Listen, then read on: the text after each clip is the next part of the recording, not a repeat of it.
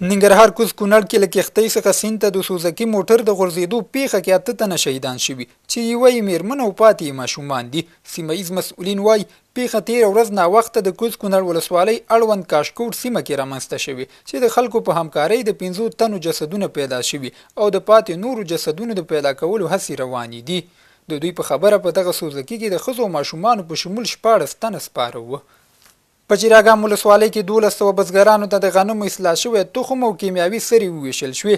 د ملګرو ملتونو د کرنې او خوړو ادارې په مالي ملاتړ او د اکشن اید موسسې په تخنیکي همکارۍ په چراګام ولسوالۍ کې 1200 بزګرانو ته د غنمو اصلاح شوی تخم او کیمیاوي سرې وویشل شوې.